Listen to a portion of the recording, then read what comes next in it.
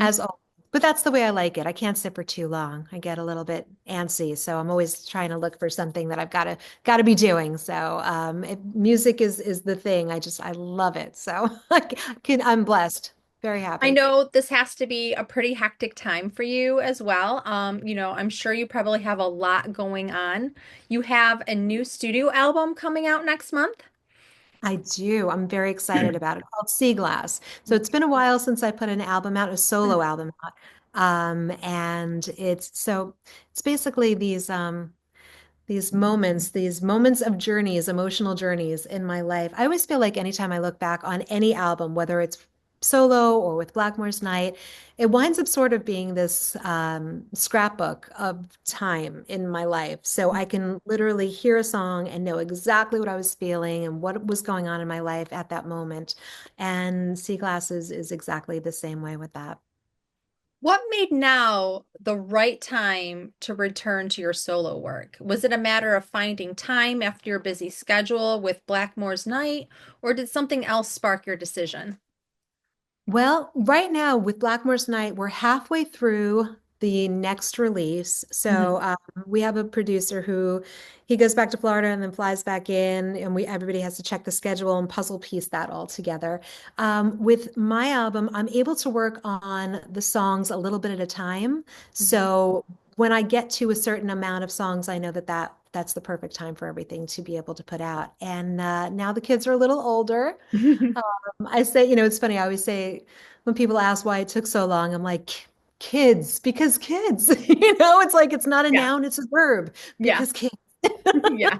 So that's my first priority is making sure everybody is taken care of here in this household as a mom, first and foremost. Mhm. But now they've both hit teenagerdom, so the kingdom of teenagerism, and I guess they need me a little bit less. So it was nice to be able to kind of look back and take some of these songs and have the time to go into the studio and work on them like one by one. And I have a great studio out here in Glen Cove on Long Island, and I found a new producer. So I kind of like split the album half and half. Half of it I did when our original producer Pat Reagan was here with Blackmore's Mhm.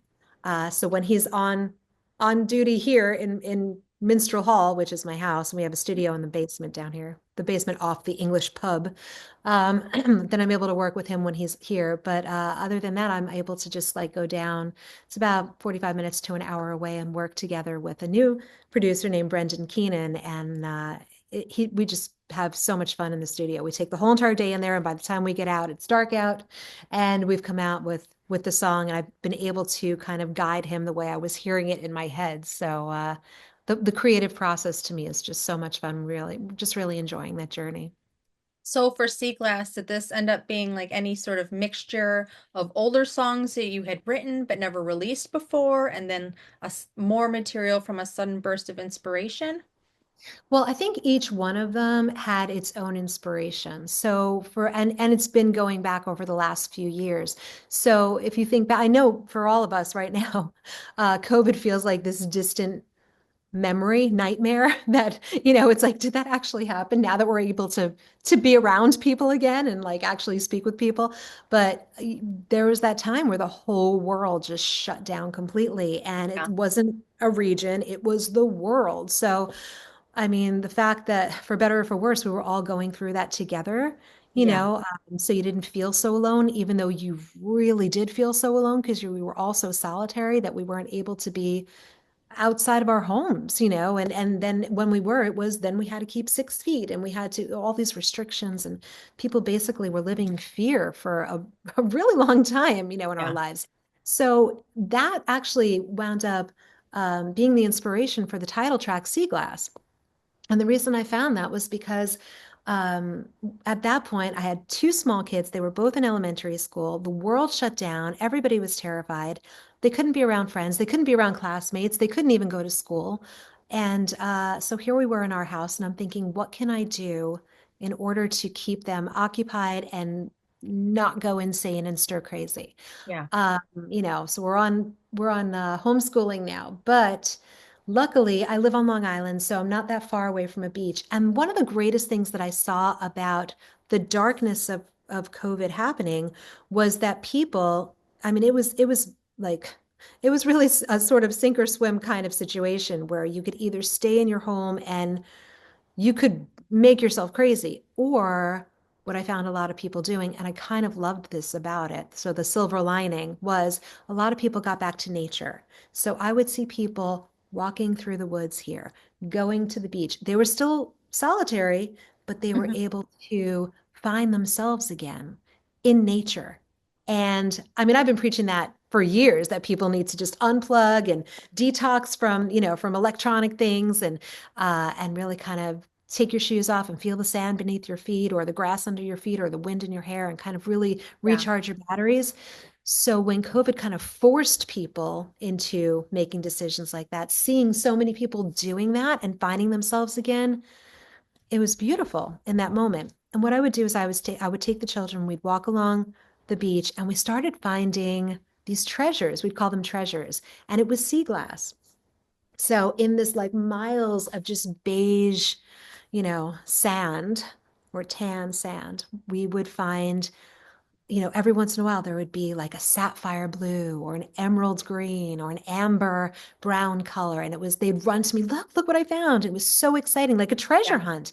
Yeah. And it was those little sparks of joy that made everything so much better than what we were living at the time. And the reality of the situation is it's really just broken bottles that somebody discarded, like sort of garbage. Yeah. But then as I was walking along the sand, I started realizing like I found this crazy and yet very true parallel that really resonated with me. And I thought, it's the perfect reflection of the human condition where we as humans get broken. We get shattered. We get knocked down again and again. We have to survive. So we kind of get discarded and into the ocean, like these pieces of sea glass get tossed into the ocean, and we get tumbled and tossed around. Our hard edges get softened, and we get returned as something very different, but yet we still are the same and yet different. And we become hopefully, if you could find that treasure within that process within yourself, it's an amazing thing to be able to rediscover yourself.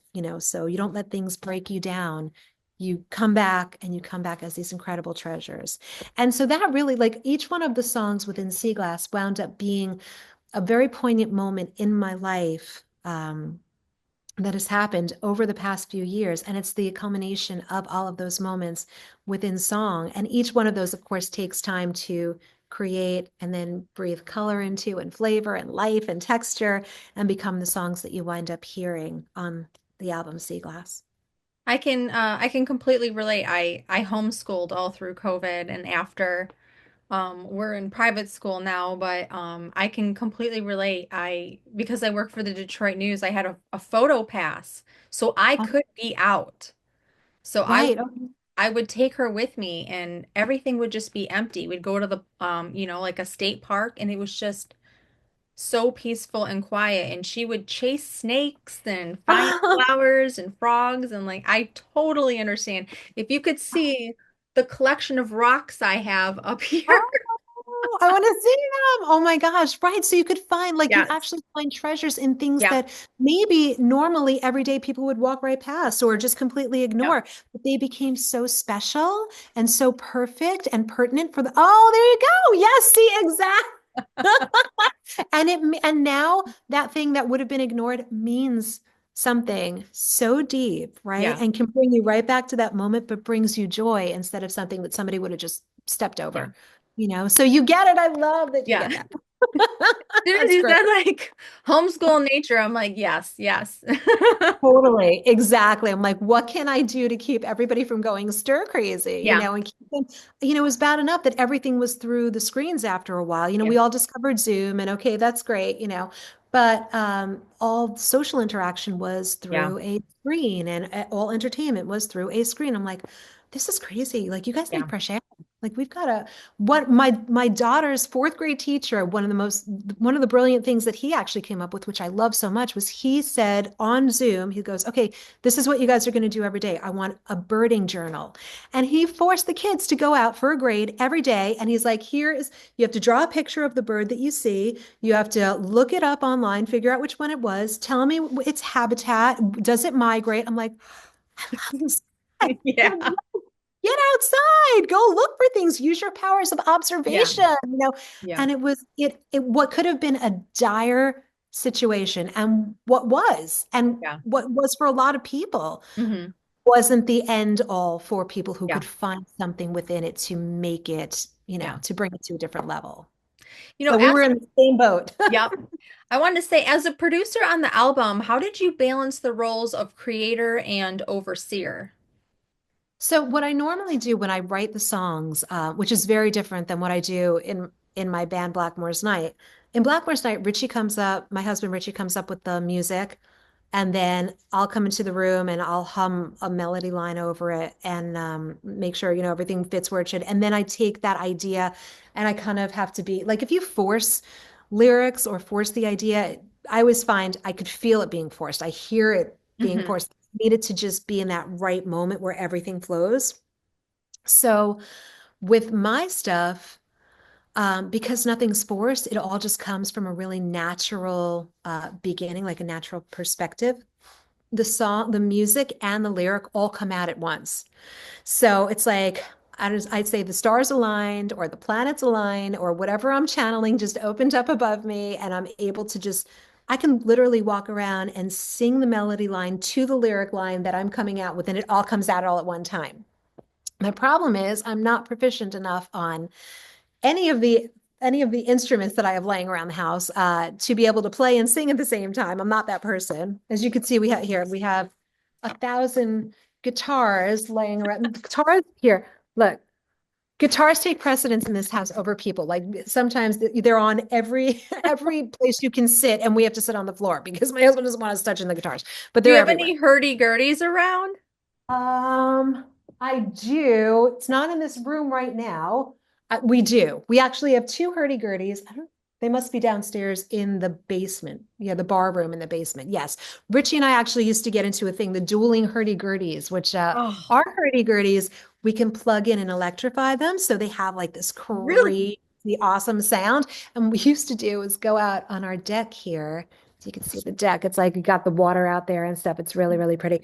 But we have neighbors, and about when everybody was sleeping, because we're the crazy Adams family at the end of the road that stays up all night writing songs until about 3 o'clock in the morning. So all the houses are dark. It's really, really quiet, and everybody's sleeping. And then Richie and I would go out onto the deck out here and electrify the hurdy-gurdies and get into like a little hurdy-gurdy duel. And we're just like, could you imagine what the neighbors are probably? What is that sound? I would Nobody love it. Nobody's going to be able to figure it. You probably will know what it is. Nobody else knows what that sound is, I was but watching videos of them last night. I'm just like fascinated by it. super cool. There's so many really cool instruments that it's so funny because whenever somebody asks me when they find out what I do, if they're not aware of, what I do for a living, they go, "Oh, you're in a band?" I'm like, "Yeah." They go, "Well, what do you play?" If you don't say the typical standard, Yeah. five answers, if you don't say guitar, bass, keyboards, drums, like, Yeah. violin, whatever, it's not one of those things. If you say, oh, hurdy-gurdies, nickel harp, shawms, Roush fifes, gems, horns. You can physically see a curtain go down over their eyes. They go, that's nice, and they walk away. They want nothing to do with the rest of the conversation. So you actually get out of it, but you're like, wow, okay, nobody related to that at all whatsoever. I just had to ask you about that. It's like I just Yeah, love it. I totally just love have them. it. They're usually in this room, and I'm really surprised. He must have moved them. But you can see like the shams probably. I can walk you around this room. Here, you got to check this out. Maybe next time. Next time for sure, we're gonna show you some of those things. But you could see, I just want to make sure. This is the wall decor. Like this is hung on the walls. Yeah.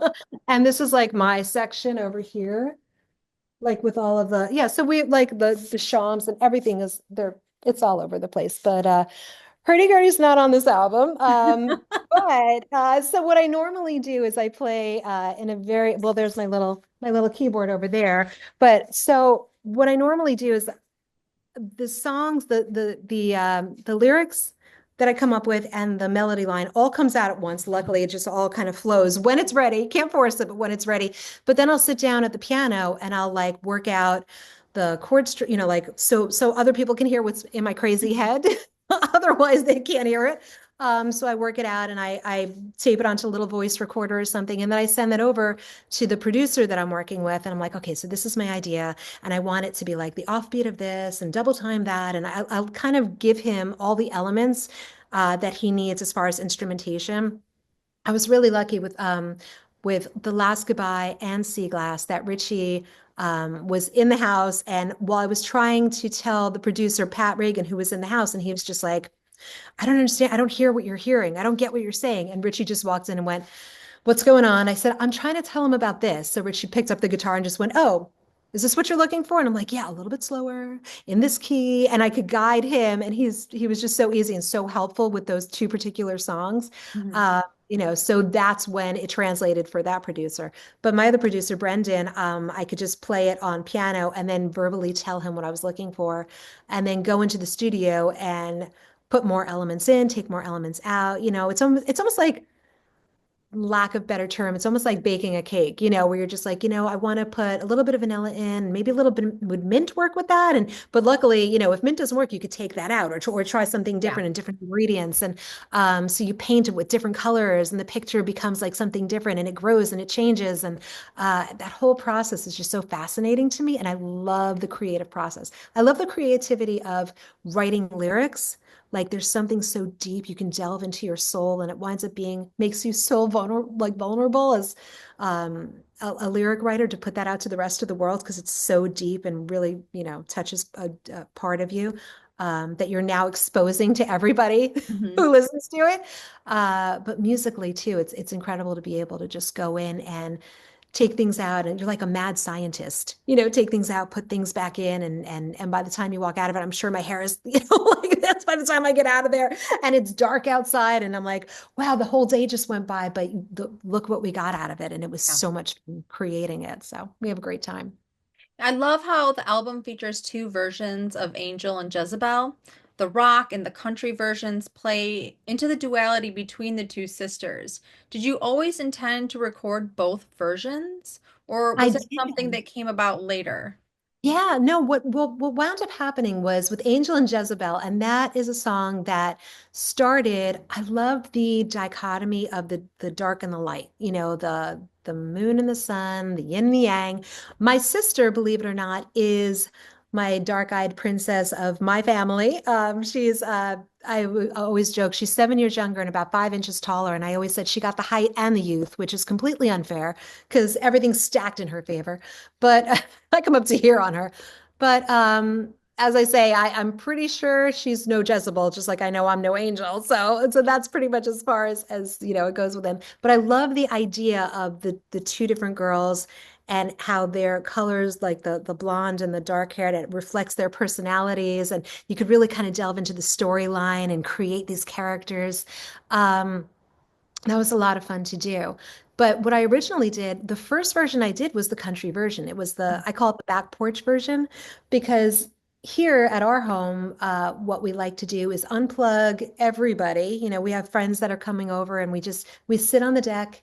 We have friend gatherings. We have a little bonfire pit and we pass along the acoustic guitars to everybody.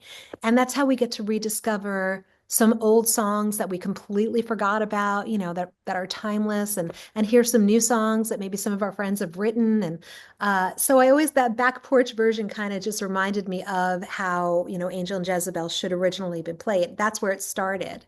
That more of a country sort of vibe to it because it's a story song. And I feel like country kind of has one of the last genres where they still have those story songs, where you Mhm. can get involved with the characters and the whole story of the whole thing. I love listening to that and being taken on that journey through music. But then after I finished all of the songs on the album, I realized that there weren't a lot of edgier songs, like songs that had sort of more of an upbeat kind of, intensity to it. So I thought it would be fun to just take that same song of Angel and Jezebel, go back in the studio and just add like a little bit of a harder edge and see how it would, how it would work within that realm. So we added, harder percussion and some electric guitar and took some pieces out, put some pieces in, mad scientist moment again.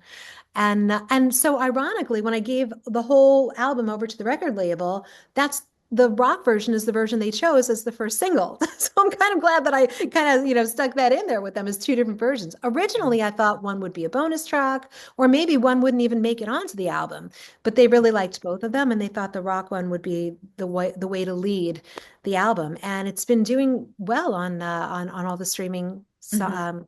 you know platforms that we have out there. So it's garnering people who actually haven't ever heard of me before or my band before. So we're kind of hitting a new group of people that Yeah. are discovering that kind of music, and it was just fun to do. Mhm. The Last Goodbye is a beautiful song with some really great arrangements.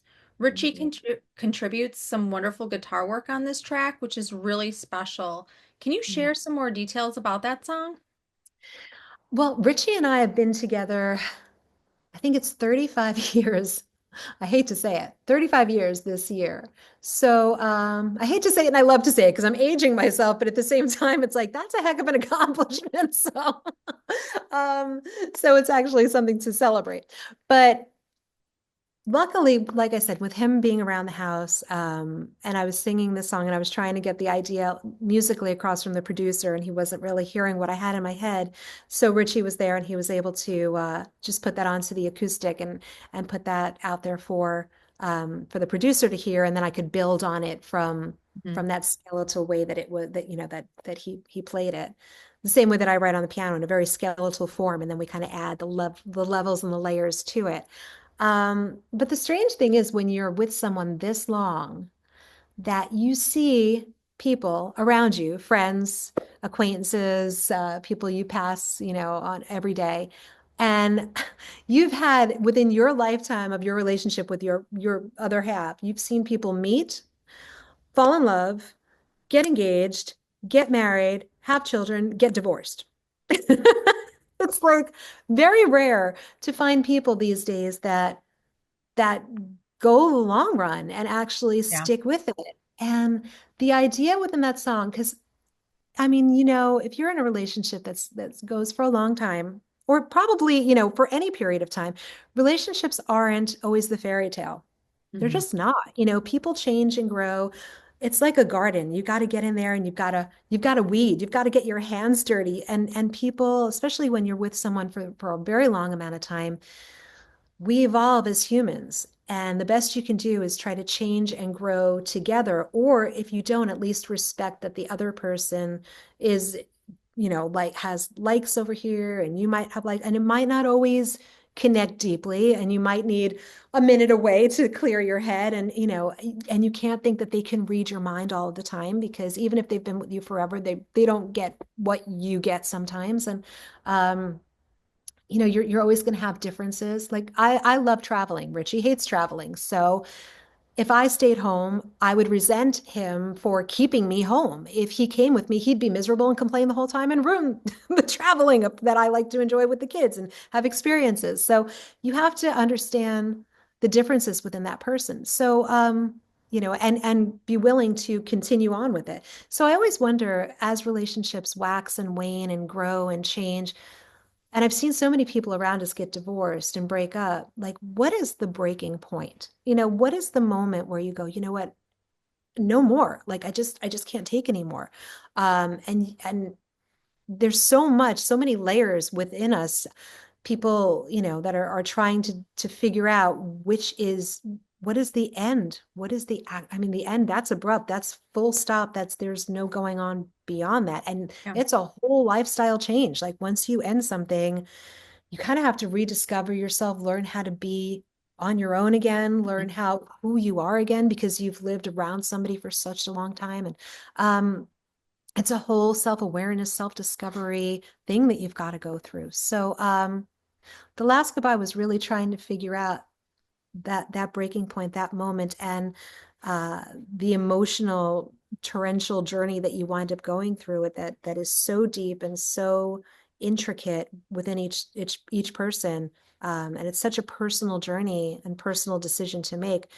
Um, that wound up kind of just wind up being that wound up being in the song. It's a very difficult thing. I've known so many people who have gone through that, and I don't know when they say I've been through it. enough. I've You been through it. have? Yeah. You know what I'm saying? Like there's so Yep. many times when you just go, tomorrow's going to be better. I'm going to ignore this, and then something comes up again. And it's like there's a lot of, and then you can distract yourself away from issues and problems and situations for years, you know, but trying to find out what that moment is that's where both parties or one party says enough is enough. And it's kind of that discovery within the last goodbye, trying to figure when that is for people. Another special thing is how has it been seeing your kids grow from the inspiration behind Starlight, Starbright to now singing on Promise Me? I mean, what did it mean to you to include their voices on this album? And the point that now that both I have a 13-year-old boy and a 14-year-old girl, and I am the shortest one in this household. And when I'm trying to tell them, go to your room, like my neck, I'm like looking up at them. They think it's hilarious. They come over to me and they put their head on top of my head, like their chin on my head, like a totem pole. And I'm always the littlest one. And anytime they outgrow clothes, they come into my drawers. So I have like actually like doubled my wardrobe, but it's all sports stuff. It's because it's my son's. I don't know anything about this, but I have like all these sports jerseys I could wear if I wanted to. Um, every moment with my kids is just this incredible cathartic journey. Every moment from when they were born to when they took their first steps to their first days at school. I'm sure you can relate to every Yeah. single one of these. And it's challenging and it's rewarding and it's fun and it's exhausting and it's you look at any list of emotions and they check every single box. Yeah. And as a mom, you're just like, I need to get away, I need to just get out, I'm just going to go out and have dinner with my friends. And then you go sit at dinner with your friends and all you do is talk about your kids. It's just like this weird push and pull all the time on your heartstrings. And it's what a crazy, crazy journey. I'm so happy that I was able to capture my children singing Promise Me before my son's voice dropped, and now he's only at the age of 13, and I can't even get my voice down that low. But it's that innocence of childhood. It really was just so magical to be able to see things through a child's eyes and to hold on to that innocence. So the first time they saw a sunset or um, fireflies or a shooting star, it's that, Yeah. it's magic. It's childhood is truly magic. And I'm still trying to, and I still do, I still take them on these crazy experiences and adventures, things we maybe can't do here at home. I want to make sure that they are always entranced by the magic of things that are around them. And Promise Me was actually written, my daughter and I now, she's now 14, but we've been doing this for a couple of years, where I do things with my son too, but it's all basically Mhm. sports related. But with my daughter, we go on these little road trips for overnight. And we decided we're going to hit every state. We're working on hitting every state. So we're on Long Island, New York. So we went to Rhode Island. And I met up with a friend of mine who lives there. And she said to me, have you seen, while my daughter and I were there for the night, she said, have you seen the documentary that Pink did? All I Know So Far. And Pink has two kids, a Mhm. boy and a girl. And I don't know if you've seen it, but I was like, no, we didn't. So one night we watched it. And the whole documentary was about Pink being a mom on the road, touring, and trying to keep up with what is expected of her professionally and being on stage and keep up with her kids too. And come back to the hotel room. And I related Yeah. to that so deeply because I had just done that. My Yeah. kids have been touring with us since each one of them was 1.5, and I would take them with us wherever we toured. Whenever I finished the set, I would rush back to the hotel and I would want to be the first one to put them to sleep. And the amount of pictures I have of me in full makeup and like hair done and wearing my garb on stage, laying in a hotel bed with one kid here and one kid here, just because I wanted to be the last person they saw before they went to sleep at night, and I could snuggle them and hug them, and just that connection, and Hmm. it's just beautiful. So of course, I was doing it on a smaller level than Pink was, but that in that moment, I got the inspiration to write Promise Me, Hmm. because um, it was about everything you want for your kids. It was about them knowing to stand up for themselves, to believe in who they are, that life is not always an easy journey. I try to tell them, listen, I told them from day one, here's the deal. You only know me as mom. But I was never a mom before you. You created me as a mom. Hmm. So I'm going to make mistakes. You're going to make mistakes. We're on this journey together, and you're not alone. I'm not alone. We're going to fall down. We're going to lift each other back up. We're going to support each other. I will always love you. I will always be here for you. I might not always agree with you, and I'm always going to tell you when I think you're wrong, and believe me, because of experience, you're going to have to listen to me. You're not always going to like me. You'll always love me, but you won't always like me. But I promise you that I will always be your friend, but I'm mom first. Yeah. So I got to do the rules. As much Yeah. as sometimes I don't like saying, I would love to say, sure, eat ice cream 7 days a week. If that, of course, but it's because I care and because I love you that I have to make the right decisions for you. And I want you to ultimately make the right decisions for yourself. I want you to be brave. I want you to be strong. I want you to be you. I want you to stand out from a crowd and follow your own path. And it was all of those sentiments and those messages deeply felt and resonating for my kids. Um, and I was lucky enough to have my kids sing on it too, that I really wanted other moms and dads too, Yeah. to be able to share that message with their children. Hmm. Can we expect any music videos for any of the tracks on the new album? Oh, I'm so glad you just asked that. 3 days ago, I filmed an EPK and three back-to-back videos. Yes, for sure. They will absolutely be out there. What we did was we're doing it. I did three of them on green screen. So it's sort of like Okay. a narration version of it. And then we're going to be adding in like all of these amazing the scenery within it. So I just finished my portion of it for Last Goodbye, which is going to be released, I believe, as a single on Friday. So Okay. that's exciting. So that's going to be coming very, very soon. And I think they said that the video will be ready on that day. So I'm super excited to see that. So Last Goodbye, Promise Me, and Unsung Hero, She'll Never Tell. So those three are definitely going to be out there. How do you usually approach the visual storytelling side of the music? Do you prefer a strong creative vision for videos, or do you prefer to collaborate with the director and kind of see where it goes? I do both. I have actually sat down and wrote complete treatments from beginning to end on certain videos, on videos specifically that we did with Blackmore's Night, like the Village Lantern, where I almost drowned in a 35-foot dive tank just to get an underwater scene video. That was my bright idea. I didn't I didn't think about wearing corsets and bell sleeves and jagged edged clothes that were going to be trying to pull me to the end at the bottom of that pool. But and there was another one. Oh, Locked Within the Crystal Ball. I wrote that whole one beginning to end. So there's definitely ones that I have been involved with as far as the storyboard is concerned. More recently, and Four Winds too.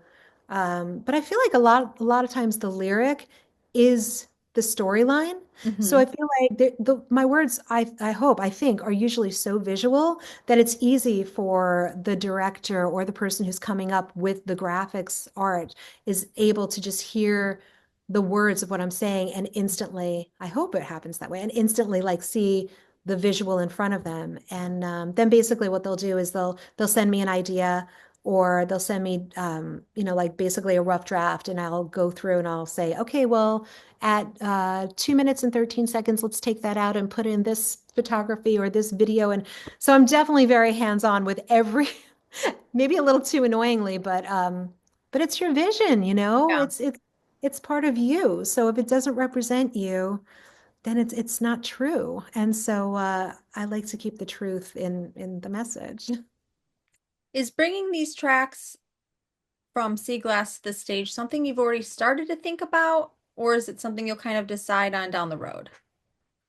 Well, I'm very lucky where I was looking ahead into doing exactly that, and I found that we are actually, as my band, Blackmore's Night, we're doing 6 tour dates that are coming up right around the time period that I'm going to Mhm. be, that's the release date. So we've got Rhode Island, Pennsylvania, New Jersey, some in New York, which Detroit? is oh, I'm hoping. I'll probably meet you there at a Detroit Lions game, though. I'm sure my son will make me go there at some point. But I would love to be able to totally bring that to New.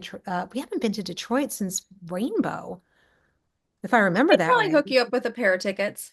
Yeah. Oh my Hmm. God, that would be crazy. The last time we played Detroit was, I believe, this is probably before your time. It's like 1996, I want to say. Rainbow Before was. my time. Oh, thank you for Girl, saying that. No, you look good. You look good. I gotta say. I'm Actually, 43, so thank you. how are you? Good for Yeah. you. Never would have guessed. Never. You're doing amazing. Whatever you're doing, keep doing it. It's working. I have to say, it's a little crazy because you actually are like a doppelganger. You're like a twin to a very close friend of mine who lives in New Jersey. Her name is Tracy, and she's awesome. And as soon as I saw you, I was like, oh my God, like you look exactly like her, which is total compliment. She's timeless and awesome and like fierce. She's just like this. So I feel like you I got that appreciate that. fierce spirits going on. But so what I'm going to do is in the Blackmore's night shows that are coming up, there's a time within the center of, like we'll do a bunch of songs, and then there's a time where the band plays, and Ritchie leaves the stage for Mhm. for a good amount of time, probably a few minutes. So I said to Richie, listen, since you're leaving the stage anyway, okay, so he leaves for a bathroom break, TMI, but that's why he asked, he's like, look at the time, let the band play, I'm out of here. So he does what he does, and then he comes back when he's ready. But I said, what if I play some of the songs from my new album, like would that work? And he gave the green light, which is fantastic. So I'm going to actually be performing a couple of songs from the album. It's probably going to be really well scaled down, so just very acoustic. Mhm. Um, with me and my backup singer on acoustic guitar, maybe my violinist playing her bits there too. But we'll be able to showcase some of the songs before they even really kind of hit the streaming or hit the physical product market, and people will be able to hear it that way. So, and then after I get that out of my head, then we'll be able to like work on other touring things, which would be One actually I step just at a heard that. time. Yeah, I just actually heard that I'm going to be inducted into the Long Island Music Hall of Fame, and they were wondering if we wanted to do like a showcase there too. So all kinds of stuff. There's, once you start getting involved with this, is like all kinds of stuff that are going Yeah. on. All exciting and good. Well, after completing the new album, what has been the most rewarding part of bringing it to life? Oh, wow. Well, I think just hearing it all, seeing the enthusiasm from people when I mean, I would never put something out and only base my feeling on other people's Mhm. reactions, because then you're just chasing your tail, like trying to please people.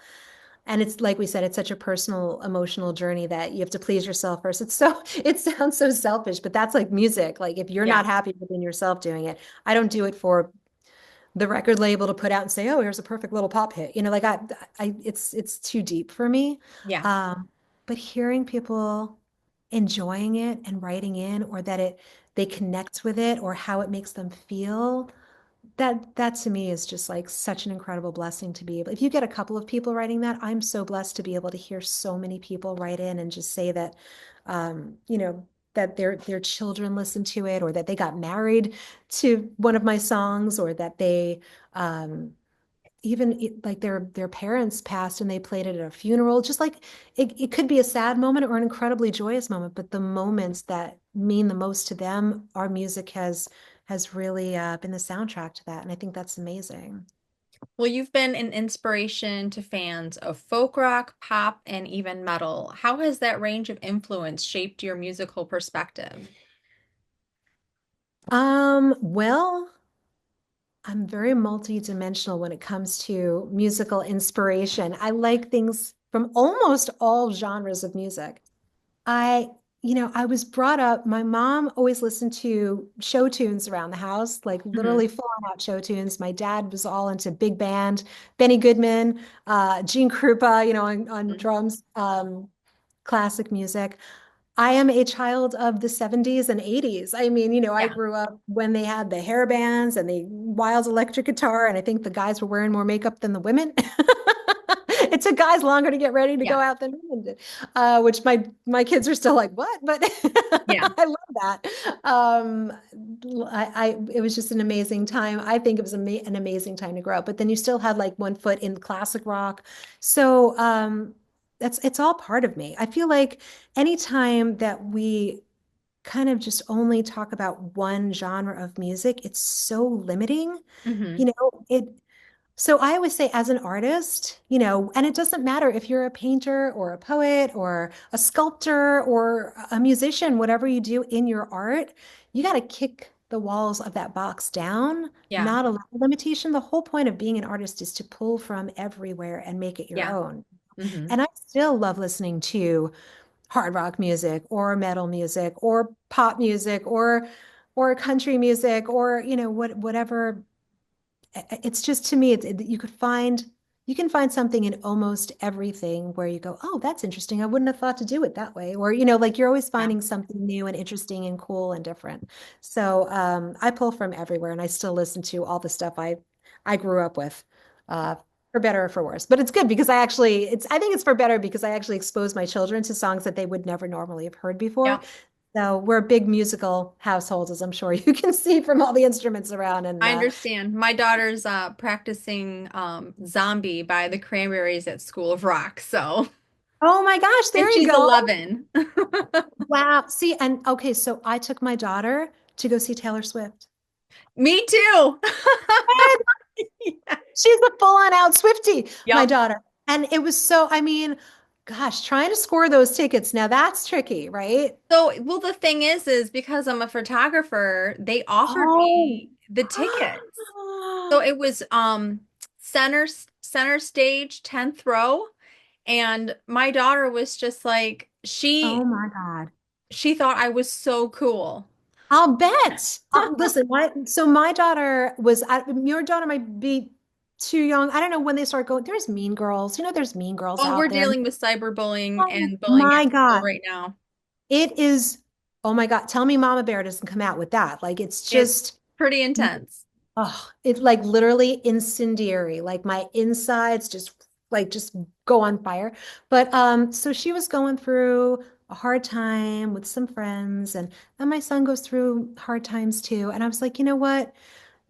And my brother, who's got his kids are exactly the same age as my kids, but they live in Charlotte, so they're nowhere near us. We're like Mhm. Long Island, New York. If they were closer, it would be great. They could all get together, but they're of course not. But same ages. He has two girls, and I said, you know what? You guys need an escape from this. This is crazy. So I looked up and I pulled every string I could. I still had to pay full price for the tickets, but I was able to score tickets in Toronto, where they called it Toronto. And so I got my daughter, crazy Aunt Candy, daughter, and my two nieces, her two cousins, the two girls, and surprised them. They had no idea they were going, and literally like told them once they were all in the room together. And if I tell you my daughter's jaw was on the floor, she like could not, they were in tears, they couldn't believe it. Ironically, when I took them to the show and people said to me, what was your favorite part of the show? Because at that point, everybody was into Taylor and wanted to see her. I said, my favorite part of the show was I was as a single, one person behind, and the three girls were in front of me and row in front of me, watching those girls arm in arm, hands in hand, singing, Hmm. just bringing it out, like just every word to every song, screaming on the top of their voices, getting lost in the moment for a couple of hours there, forgetting their troubles, forgetting their problems. If I glanced up at the stage, which I did, but I wasn't so all consumed as I was in the moment of watching those kids have the escape from the stress and pressures of their everyday life into how beautiful those moments were where they could just, hold arm in arm, hands in hand, hug each other, sing everything. And that brought, I still get goosebumps. That was my joy in that moment. And that's what music does, But ironically, the very next day, Chiefs and Buffalo Bills were playing right in Buffalo. So my son got something out of it too. So I got to go across the bridge, take my son to a Buffalo Bills game, and they beat That's the Chiefs. awesome. Mommy of the year. I said, don't ask me for anything anymore. We're done. Yeah. I don't want Christmas presents to be asked. I don't want birthday presents. Of course, that's not true, but like it was funny at that moment. Yeah. Well, it's been absolutely wonderful talking with you. I feel like I've known you forever. Like it Oh my just, this has God. been a great interview. We're really looking forward to the Soul album. We really hope that you go out on tour so that you can share these magical performances with everybody. And we're excited to premiere your new videos coming up. We will look for the single on Friday. Wonderful. Thank you so much, Brooke. It's been wonderful talking You're to you. welcome. And